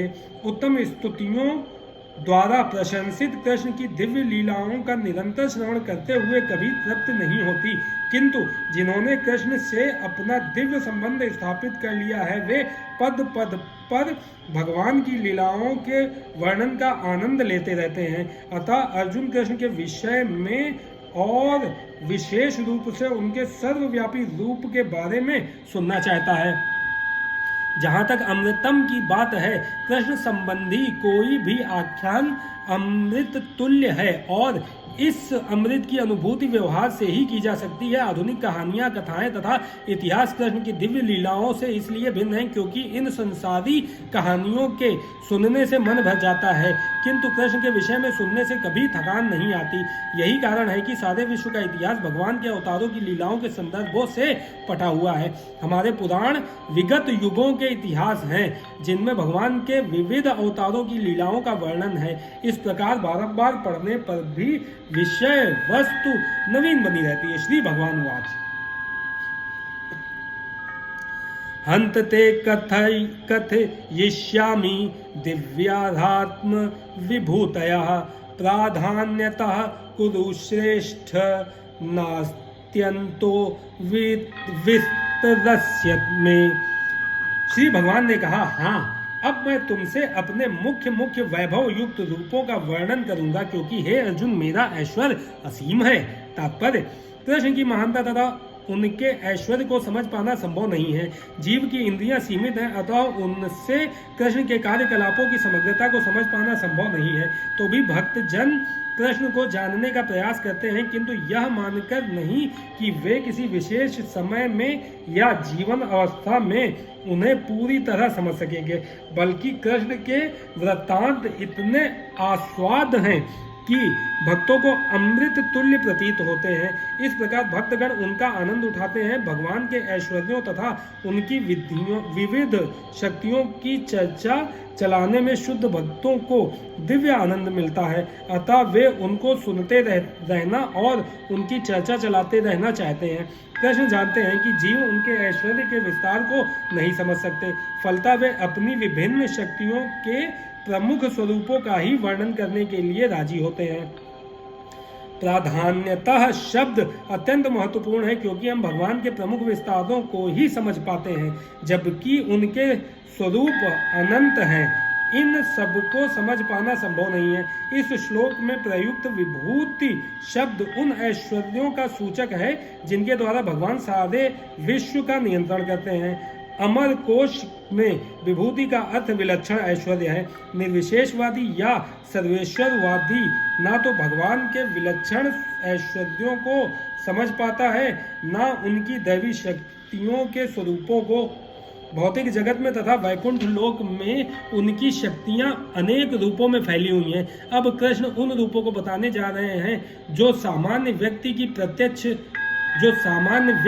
प्रत्यक्ष रूप से देख सकता है। इस प्रकार उनकी रंग बिरंगी शक्ति का आंशिक वर्णन किया गया है। अहमात्मा गुडाकेश सर्वभूताशय स्थितः अहमादिश्च मध्यम च भूतानामंत एव च। हे अर्जुन, मैं समस्त जीवों के हृदयों में स्थित परमात्मा हूँ। मैं ही समस्त जीवों का आदि, मध्य तथा अंत हूँ। इस श्लोक में अर्जुन को गुडाकेश कहकर संबोधित किया गया है, जिसका अर्थ है निद्रा रूपी अंधकार को जीतने वाला। जो लोग अज्ञान रूपी अंधकार में सोए हुए हैं, उनके लिए यह समझ पाना संभव नहीं है कि भगवान किन किन विधियों से इस लोक में तथा वैकुंठ लोक में प्रकट होते हैं। अतः कृष्ण द्वारा अर्जुन के लिए इस प्रकार का संबोधन महत्वपूर्ण है। चूंकि अर्जुन ऐसे अंधकार से ऊपर है, अतः भगवान उससे विविध ऐश्वर्यों को बताने के लिए तैयार हो जाते हैं। सर्वप्रथम कृष्ण अर्जुन को बताते हैं कि वे अपने मूल विस्तार के कारण समग्र दृश्य जगत की आत्मा है। भौतिक सृष्टि के पूर्व भगवान अपने मूल विस्तार के द्वारा पुरुष अवतार धारण करते हैं और उन्हीं से सब कुछ आरंभ होता है। अतः वे प्रधान महत्त्व की आत्मा है। इस सृष्टि का कारण महत्त्व नहीं होता। वास्तव में महाविष्णु संपूर्ण भौतिक शक्ति या महत्त्व में प्रवेश करते हैं। वे आत्मा हैं। जब महाविष्णु इन प्रकटीभूत ब्रह्मांडों में प्रवेश करते हैं तो वे प्रत्येक जीव में पुनः परमात्मा के रूप में प्रकट होते हैं। हमें ज्ञात है कि जीव का शरीर आत्मा के स्फुलिंग की उपस्थिति के कारण विद्यमान रहता है। बिना आध्यात्मिक स्फुलिंग के शरीर विकसित नहीं हो सकता। उसी प्रकार भौतिक जगत का तब तक विकास नहीं होता जब तक परमात्मा कृष्ण का प्रवेश नहीं हो जाता। जैसा कि सुबल उपनिषद में कहा गया है, प्रकृत्यादि सर्वभूतांतर्यामी सर्वशेषी च नारायणः। परमात्मा रूप में भगवान समस्त प्रकटीभूत ब्रह्मांडों में विद्यमान है। श्रीमद् भागवत में तीनों पुरुष अवतारों का वर्णन हुआ है। सात्वत तंत्र में भी इनका वर्णन मिलता है। विष्णु तु त्रीणि रूपाणि पुरुषाख्यान्य यथो विदु। भगवान इस लोक में अपने 3 स्वरूपों को प्रकट करते हैं। कारणोदक्षाई विष्णु, गर्भोदक्षाई विष्णु तथा क्षीरोदक्षाई विष्णु। ब्रह्म संहिता में महाविष्णु या कारणोदक्षाई विष्णु का वर्णन मिलता है। यह कारणाण वज्ले भजति उस्मा योग निद्राम। सर्व कारण भगवान कृष्ण महाविष्णु के रूप में कारणाणों में शयन करते हैं अतः भगवान ही इस ब्रह्मांड के आदि कारण, पालक तथा समस्त शक्ति के अवसान हैं। आदित्यानाम हम विष्णु ज्योतिषाम रवि रश्रुमान मरीचिर्म रूतास्मि नक्षत्राण महम शशि। मैं आदित्यों में विष्णु, प्रकाशों में तेजस्वी सूर्य, मरुतों में मरीचि तथा नक्षत्रों में चंद्रमा हूँ। तात्पर्य आदित्य 12 हैं जिनमें कृष्ण प्रधान है। आकाश में टिमटिमाते ज्योतिपुंजों में सूर्य मुख्य है और ब्रह्म संहिता में तो सूर्य को भगवान का तेजस्वी नेत्र कहा गया है। अंतरिक्ष में 50 प्रकार के वायु प्रवहमान हैं जिनमें से वायु अधिष्ठाता मरीचि कृष्ण का प्रतिनिधि है।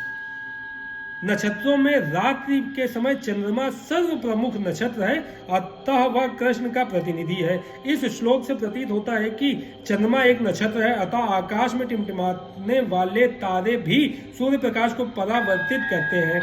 वैदिक वाङ्मय में ब्रह्मांड के अंतर्गत अनेक सूर्यों के सिद्धांत को स्वीकृति प्राप्त नहीं है। सूर्य एक है और सूर्य के प्रकाश से चंद्रमा प्रकाशित है तथा अन्य नक्षत्र भी। चूंकि भगवत गीता से सूचित होता है कि चंद्रमा एक नक्षत्र तथा टिमटिमाते तारे सूर्य न होकर चंद्रमा के सदृश हैं। वेदानाम साम वेदो अस्मि देवानामस्मि वासवः इंद्रियाणाम मनश्चास्मि भूतानामस्मि चेतनः। मैं वेदों में सामवेद हूँ, देवों में स्वर्ग का राजा इंद्र हूँ, इंद्रियों में मन हूँ तथा समस्त जीवों में जीवन शक्ति चेतना हूँ। तात्पर्य पदार्थ तथा जीव में यह अंतर है कि पदार्थ में जीवों के समान चेतना नहीं होती अतः यह चेतना परम तथा शाश्वत है। पदार्थों के संयोग से चेतना उत्पन्न नहीं की जा सकती। रुद्राणाम शंकरश्चास्मि वित्तेषो यक्षरक्ष साम वसूनाम पावकश्चास्मि मेरुशिखरिणाम महम। मैं समस्त रुद्रों में शिव हूँ, यक्षों तथा राक्षसों में संपत्ति का देवता कुबेर हूँ, वसुओं में अग्नि हूँ और समस्त पर्वतों में मेरु हूँ। तात्पर्य 11 रुद्रों में शंकर या शिव प्रमुख हैं। वे भगवान के अवतार हैं जिन पर ब्रह्मांड के तमोगुण का भार है। यक्षों तथा राक्षसों के नायक कुबेर हैं जो देवताओं के कोषाध्यक्ष तथा भगवान के प्रतिनिधि हैं। मेरु पर्वत अपनी समृद्ध प्राकृत संपदा के लिए विख्यात है। पुरोधसाम च मुख्यम माम विद्धि पार्थ बृहस्पतिम सेनानी नामहं स्कंदः सरसामस्मि सागरः। हे अर्जुन, मुझे समस्त पुरोहितों में मुख्य पुरोहित बृहस्पति जानो। मैं ही समस्त सेना नायकों में कार्तिकेय हूँ और समस्त जलाशयों में समुद्र हूँ। तात्पर्य इंद्र स्वर्ग का प्रमुख देवता है और स्वर्ग का राजा कहलाता है। जिस लोक में उसका शासन है वह इंद्रलोक कहलाता है। बृहस्पति राजा इंद्र के पुरोहित हैं और चूंकि इंद्र समस्त राजाओं का प्रधान है इसीलिए बृहस्पति समस्त पुरोहितों में मुख्य हैं। जैसे इंद्र सभी राजाओं में प्रमुख है इसी प्रकार पार्वती तथा शिव के पुत्र स्कंद या कार्तिकेय समस्त सेनापतियों के प्रधान हैं। समस्त जलाशयों में समुद्र सबसे बड़ा है। कृष्ण के ये स्वरूप उनकी महानता के ही सूचक है। महर्षीणाम भृगुद्रहम गिरामस्म्येक मच्छरम यज्ञानाम जप यज्ञो अस्मि स्थावराणाम हिमालयाः। मैं महर्षियों में भृगु हूँ, वाणी में दिव्य ओंकार हूँ, समस्त यज्ञों में पवित्र नाम का कीर्तन तथा समस्त अचलों में हिमालय हूँ। तात्पर्य, ब्रह्मांड के प्रथम जीव ब्रह्मा ने विभिन्न योनियों के विस्तार के लिए कई पुत्र उत्पन्न किए। इनमें से भृगु सबसे शक्तिशाली मुनि थे।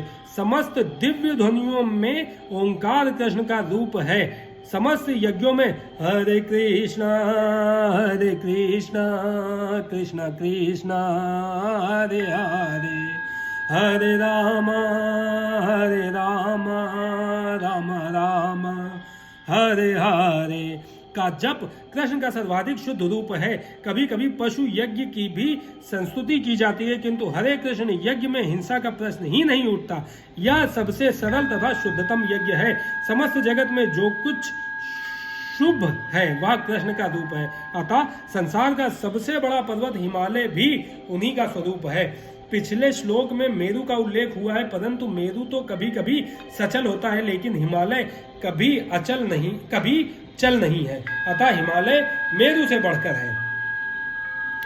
अश्वत्थः सर्ववृक्षाणां देवर्षीणां च नारदा, गंधर्वाणां चित्ररथा, सिद्धानां कपिलो मुनि। मैं समस्त वृक्षों में अश्वत्थ वृक्ष हूँ और देवर्षियों में नारद हूँ। मैं गंधर्वों में चित्ररथ हूँ और सिद्ध पुरुषों में कपिल मुनि हूँ। तात्पर्य, अश्वत्थ वृक्ष सबसे ऊंचा तथा सुंदर वृक्ष है, जिसे भारत में लोग नित्य प्रति नियमित रूप से पूजते हैं।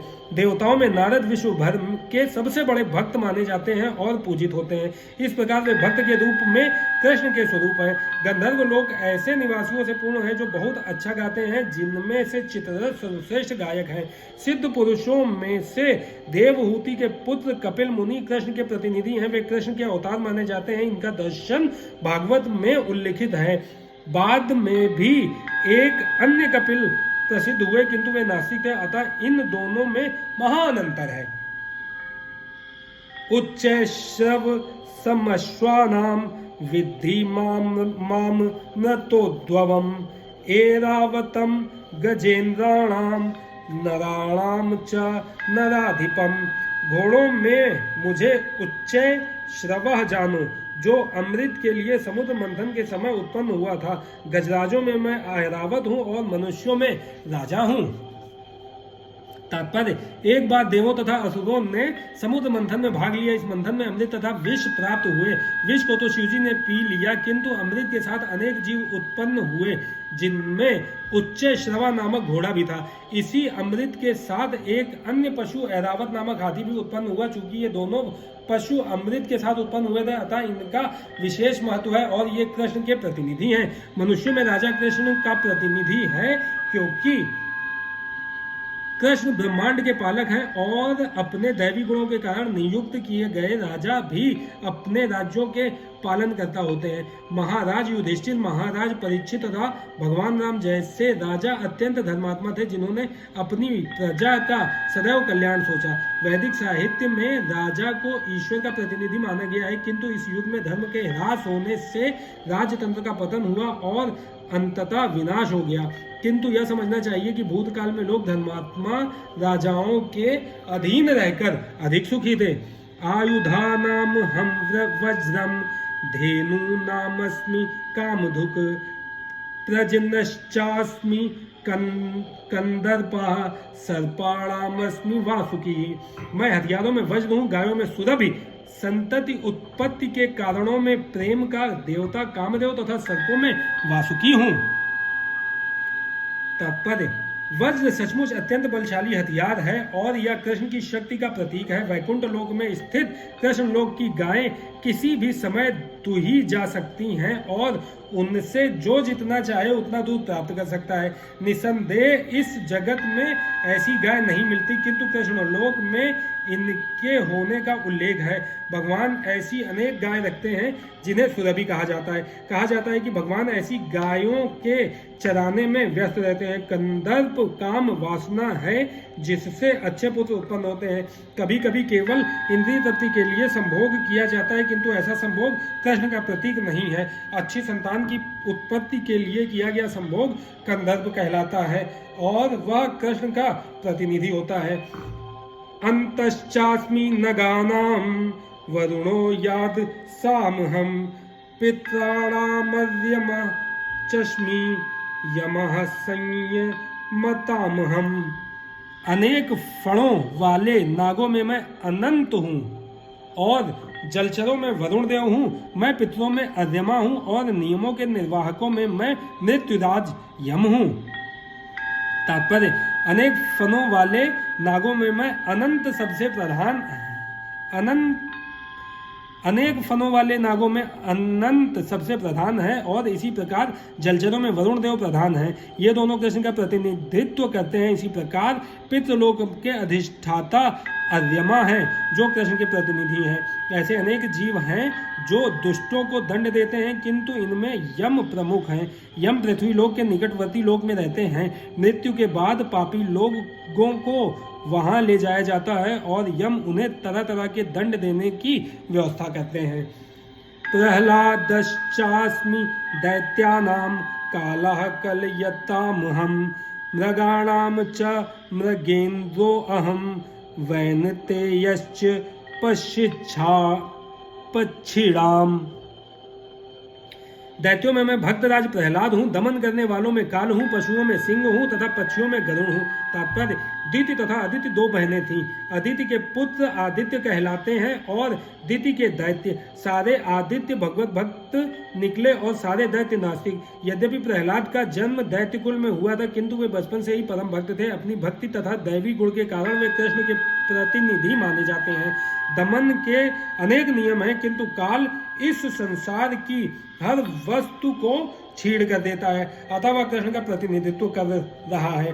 पशुओं में सिंह सबसे शक्तिशाली तथा हिंसक होता है और पक्षियों के लाखों प्रकारों में भगवान विष्णु का गरुड़ वाहन सबसे महान है। पवनः पवतामस्मि रामः शस्त्रभृतामहं छषाणां मकरश्चास्मि स्तोत्रसामस्मि जाह्नवी। समस्त पवित्र करने वालों में मैं वायु हूँ, शस्त्रधारियों में राम, मछलियों में मगर तथा नदियों में गंगा हूँ। तात्पर्य, समस्त जलचरों में मगर सबसे बड़ा और मनुष्य के लिए सबसे घातक होता है, अतः मगर कृष्ण का प्रतिनिधित्व करता है। सर्गाणामादिदन्तश्च मध्यम चैवाहमर्जुन अध्यात्म विद्या विद्यानां वादः प्रवदत्तामहं। हे अर्जुन, मैं समस्त सृष्टियों का आदि मध्य और अंत हूँ। मैं समस्त विद्याओं में अध्यात्म विद्या हूँ और तर्क शास्त्रियों में मैं निर्णायक सत्य हूँ। तात्पर्य, सृष्टियों में सर्वप्रथम समस्त भौतिक तत्वों की सृष्टि की जाती है।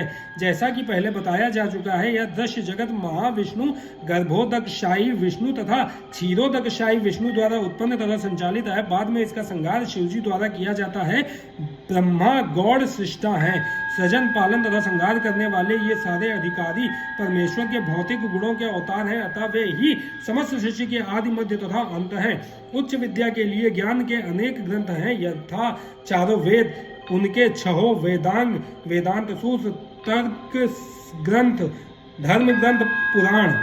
इस प्रकार कुल 14 प्रकार के ग्रंथ हैं। इनमें से अध्यात्म विद्या संबंधी ग्रंथ, विशेष रूप से वेदांत सूत्र कृष्ण का स्वरूप है। तर्कशास्त्रियों में विभिन्न प्रकार के तर्क होते रहते हैं। प्रमाण द्वारा तर्क की पुष्टि, जिससे विपक्ष का भी समर्थन हो, जल्प कहलाता है। प्रतिद्वंदी को हराने का प्रयास मात्र वितंडा है, किंतु वास्तविक निर्णयवाद कहलाता है। यह निर्णयात्मक सत्य कृष्ण का स्वरूप है। अक्षराणाम कारो अस्मि द्वंद्वः सामासिकस्य च अहमेवाक्षयः कालो धाताहं विश्वतोमुखम्। अक्षरों में मैं ओंकार हूँ और समासों में द्वंद्व समास हूँ। मैं शाश्वत काल भी हूँ और सृष्टाओं में ब्रह्मा हूँ। तात्पर्य, अकार अर्थात संस्कृत अक्षरमाला का प्रथम अक्षर अ वैदिक साहित्य का शुभारंभ है। अकार के बिना कोई स्वर उच्चारित नहीं हो सकता, इसीलिए यह आदि स्वर है। संस्कृत में कई तरह के सामासिक शब्द होते हैं। इनमें से रामकृष्ण जैसे दोहरे शब्द द्वंद्व कहलाते हैं। इस समास में रामकृष्ण अपने उसी रूप में हैं। अतः यह समास द्वंद्व कहलाता है। समस्त मारने वालों में काल सर्वोपरि है, क्योंकि यह सबों को मारता है। काल कृष्ण स्वरूप है, क्योंकि समय आने पर प्रलयाग्नि से सब कुछ लय हो जाएगा। सृजन करने वाले जीवों में चतुर्मुख ब्रह्मा प्रधान है, अतः वे भगवान कृष्ण के प्रतीक है। मृत्यु सर्व हरश्चाह मुद्वश्च भविष्यताम कीर्ति श्रीवाच नारीणाम स्मृतिर्मेधा धृति क्षमा। मैं सर्वभक्षी मृत्यु हूँ और मैं ही आगे होने वालों को उत्पन्न करने वाला हूँ। स्त्रियों में मैं कीर्ति श्रीवाक स्मृति मेधा धृति तथा क्षमा हूँ। तात्पर्य, जो ही मनुष्य जन्म लेता है वह क्षण मरता रहता है। इस प्रकार मृत्यु समस्त जीवों का हर क्षण भक्षण करती रहती है, किंतु अंतिम आघात मृत्यु कहलाता है। यह मृत्यु कृष्ण ही है। जहाँ तक भावी विकास का संबंध है, सारे जीवों में 6 परिवर्तन होते हैं। वे जन्मते हैं, बढ़ते हैं, कुछ काल तक संसार में रहते हैं, संतान उत्पन्न करते हैं, क्षीण होते हैं और अंत में समाप्त हो जाते हैं। इन 6 परिवर्तनों में पहला गर्भ से मुक्ति है और यह कृष्ण है। प्रथम उत्पत्ति ही भावी कार्यों का शुभारंभ है। यहाँ जिन 7 ऐश्वर्यों का उल्लेख है वे स्त्रीवाचक हैं: कीर्ति, श्री, वाक, स्मृति, मेधा, धृति तथा क्षमा। यदि किसी व्यक्ति के पास ये सभी या इनमें से कुछ ही होते हैं तो वह यशस्वी होता है। यदि कोई मनुष्य धर्मात्मा है तो वह यशस्वी होता है। संस्कृत पूर्ण भाषा है, अतः यह अत्यंत यशस्विनी है। यदि कोई पढ़ने के बाद विषय को स्मरण रख सकता है तो उससे उत्तम स्मृति मिली होती है।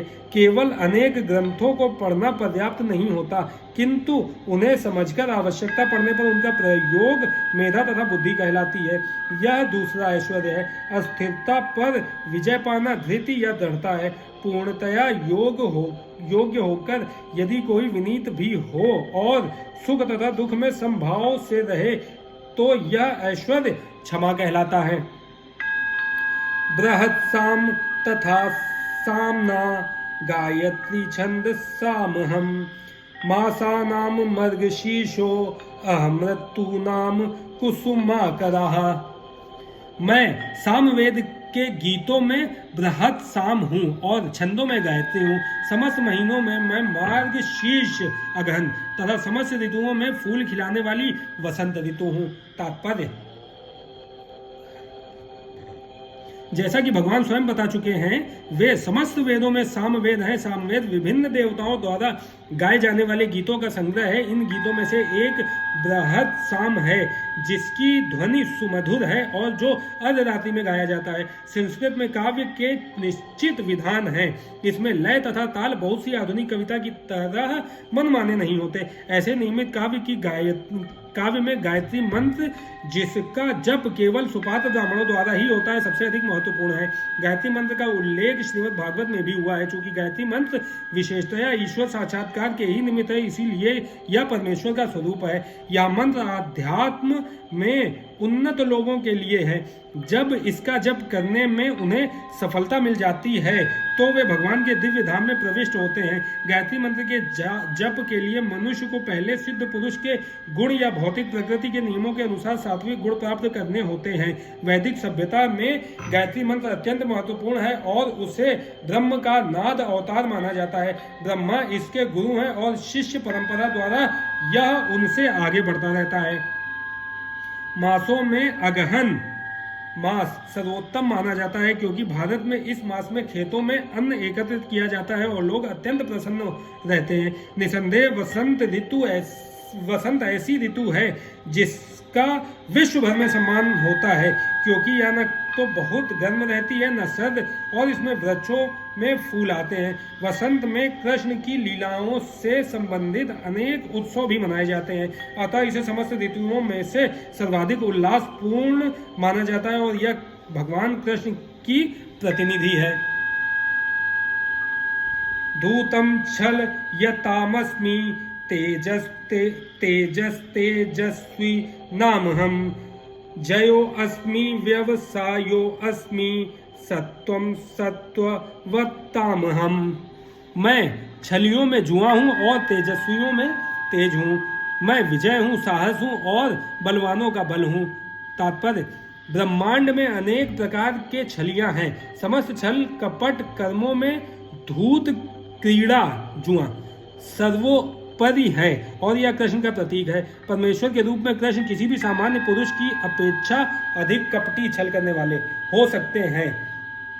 यदि कृष्ण किसी से छल करने की सोच लेते हैं तो कोई उनसे पार नहीं पा सकता। उनकी महानता एकांगी न होकर सर्वांगी है।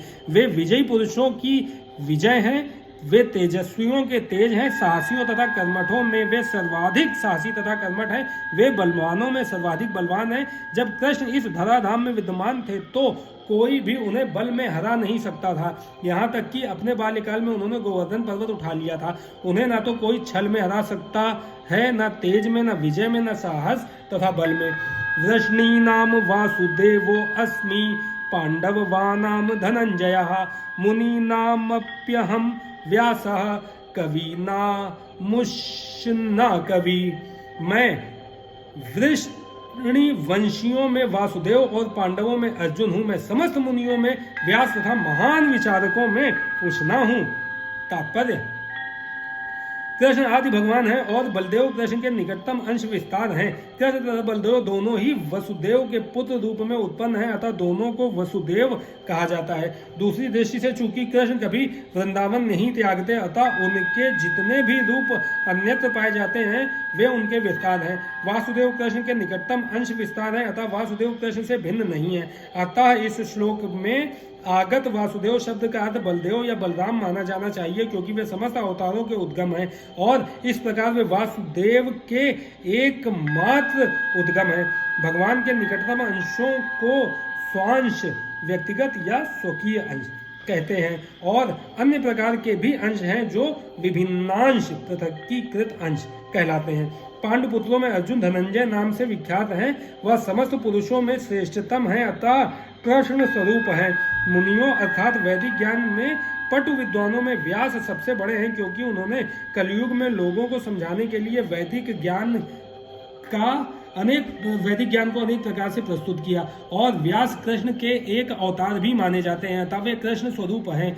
कविगण किसी विषय पर गंभीरता से विचार करने में समर्थ होते हैं। कवियों में उष्णा अर्थात शुक्राचार्य असुरों के गुरु थे।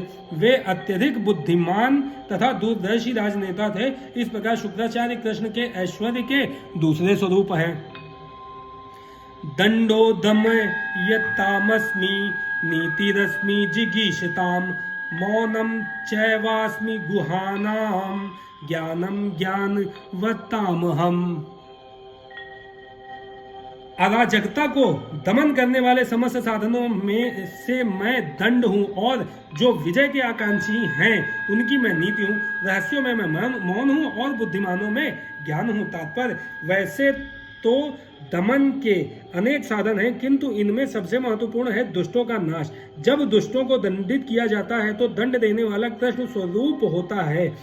किसी भी क्षेत्र में विजय की आकांक्षा करने वाले में नीति की ही विजय होती है। सुनने, सोचने तथा ध्यान करने की गोपनीय क्रियाओं में मौन धारण ही सबसे महत्वपूर्ण है, क्योंकि मौन रहने से जल्दी उन्नति मिलती है। ज्ञानी व्यक्ति वह है जो पदार्थ तथा आत्मा में भगवान की परा तथा अपरा शक्तियों में भेद कर सके। ऐसा ज्ञान साक्षात कृष्ण है। यच्चापि सर्वभूतानां बीजं तदहमर्जुन, न तदस्ति विना यस्या यान्मया भूतम चराचरम। यही नहीं है अर्जुन, मैं समस्त सृष्टि का जनक बीज हूँ। ऐसा चर तथा अचर कोई भी प्राणी नहीं है जो मेरे बिना रह सके। तात्पर्य, प्रत्येक वस्तु का कारण होता है और इस सृष्टि का कारण या बीज कृष्ण है। कृष्ण की शक्ति के बिना कुछ भी नहीं रह सकता, अतः उन्हें सर्वशक्तिमान कहा जाता है। उनकी शक्ति के बिना चर तथा अचर किसी भी जीव का अस्तित्व नहीं रह सकता। जो कुछ कृष्ण की शक्ति पर आधारित नहीं है वह माया है, अर्थात वह जो नहीं है। नान्तो अस्ति मम दिव्यानाम विभूतीनाम परंतप, एष तु देशतः प्रोक्तो विभूतेर्विस्तरो मया। हे परंतप, मेरी दैवी विभूतियों का अंत नहीं है। मैंने तुमसे जो कुछ कहा वह तो मेरी अनंत विभूतियों का संकेत मात्र है। तात्पर्य, जैसा कि वैदिक साहित्य में कहा गया है, यद्यपि परमेश्वर की शक्तियां तथा विभूतियां अनेक प्रकार से जानी जाती हैं, किंतु इन विभूतियों का कोई अंत नहीं है। अतएव समस्त विभूतियों तथा शक्तियों का वर्णन कर पाना संभव नहीं है। अर्जुन की जिज्ञासा को शांत करने के लिए केवल थोड़े से उदाहरण प्रस्तुत किए गए हैं। यद्द्विभूति सत्वं श्रीमदूर्जितमेव वा तत्तदेवावगच्छत्वं मम तेजो अंश संभवम्। तुम जान लो कि सारा ऐश्वर्य, सौंदर्य तथा तेजस्वी सृष्टियां मेरे तेज के एक स्फुलिंग मात्र से उद्भूत हैं। तात्पर्य, किसी भी तेजस्वी या सुंदर सृष्टि को, चाहे वह आध्यात्म जगत में हो या इस जगत में, कृष्ण की विभूति का अंश रूप ही मानना चाहिए। किसी भी अलौकिक तेज युक्त वस्तु को कृष्ण की विभूति समझना चाहिए। अथवा बहु नयतेन किम ज्ञातेन तवार्जुन विष्टभ्याह मिदम कृतन में कांशेन स्थितो जगत। किंतु हे अर्जुन, इस सारे विशद ज्ञान की आवश्यकता क्या है? मैं तो अपने एक अंश मात्र से संपूर्ण ब्रह्मांड में व्याप्त होकर इसको धारण करता हूं। तात्पर्य, परमात्मा के रूप में ब्रह्मांड की समस्त वस्तुओं में प्रवेश कर जाने के कारण परमेश्वर का सारे भौतिक जगत में प्रतिनिधित्व है। भगवान यहाँ पर अर्जुन को बताते हैं कि यह जानने की कोई सार्थकता नहीं है कि सारी वस्तुएं किस प्रकार अपने पृथक पृथक ऐश्वर्य तथा उत्कर्ष में स्थित हैं। उसे इतना ही जान लेना चाहिए कि सारी वस्तुओं का अस्तित्व इसलिए है क्योंकि कृष्ण उनमें परमात्मा रूप में प्रविष्ट है। ब्रह्मा जैसे विराट जीव से लेकर एक क्षुद्र चींटी तक इसीलिए विद्यमान है क्योंकि भगवान उन सब में प्रविष्ट होकर उनका पालन करते हैं। एक ऐसी धार्मिक संस्था भी है जो यह निरंतर प्रचार करती है कि किसी भी देवता की पूजा करने से भगवान या परम लक्ष्य की प्राप्ति होगी, किंतु यहाँ पर देवताओं की पूजा को पूर्णतया निरुत्साहित किया गया है क्योंकि ब्रह्मा तथा शिव जैसे महानतम देवता भी परमेश्वर की विभूति के अंश मात्र हैं। वे समस्त उत्पन्न जीवों के उद्गम हैं और उनसे बढ़कर कोई भी नहीं है। वे असमोर्ध्व हैं, जिसका अर्थ है कि ना तो कोई उनसे श्रेष्ठ है ना उनके तुल्य। पद्म पुराण में कहा गया है कि जो लोग भगवान कृष्ण को देवताओं की कोटि में, चाहे वे ब्रह्मा या शिव ही क्यों ना हो, मानते हैं वे पाखंडी हो जाते हैं। फिर से पद्म पुराण में कहा गया है कि जो लोग भगवान कृष्ण को देवताओं की कोटि में, चाहे वे ब्रह्मा या शिव ही क्यों ना हो, मानते हैं वे पाखंडी हो जाते हैं। किंतु यदि कोई ध्यानपूर्वक कृष्ण की विभूतियों एवं उनकी शक्ति के अंशों का अध्ययन करता है तो वह बिना किसी संशय के भगवान कृष्ण की स्थिति को समझ सकता है और अविचल भाव से कृष्ण की पूजा में स्थिर हो सकता है। भगवान अपने अंश के विस्तार से परमात्मा स्वरूप में सर्वव्यापी हैं जो हर विद्यमान वस्तु में प्रवेश करता है। अतः शुद्ध भक्त पूर्ण भक्ति में कृष्ण भावनामृत में अपने मनों को एकाग्र करते हैं। अतः वे नित्य दिव्य पद में स्थित रहते हैं। इस अध्याय के श्लोक 8 से 11 तक कृष्ण की भक्ति तथा पूजा का स्पष्ट संकेत है। शुद्ध भक्ति की यही विधि है। इस अध्याय में इसकी भली भांति व्याख्या की गई है कि मनुष्य भगवान की संगति में किस प्रकार चरम भक्ति सिद्धि प्राप्त कर सकता है। कृष्ण परंपरा के महान आचार्य श्रील बलदेव विद्याभूषण इस अध्याय की टीका का समापन इस कथन से करते हैं। यच्छक्ति लेशात् सूर्याधा भवन्त्यत्युग्र तेजसा यन्द्शेन धृतं विश्वं सकृष्णो दशमे अर्चिते। प्रबल सूर्य भी कृष्ण की शक्ति से अपनी शक्ति प्राप्त करता है और सारे संसार का पालन कृष्ण के एक लघु अंश द्वारा होता है। अतः श्री कृष्ण पूजनीय हैं। इस प्रकार श्रीमद् भगवद गीता के 10वें अध्याय श्री भगवान का ऐश्वर्य का भक्ति वेदांत तात्पर्य पूर्ण हुआ। जय श्री कृष्ण।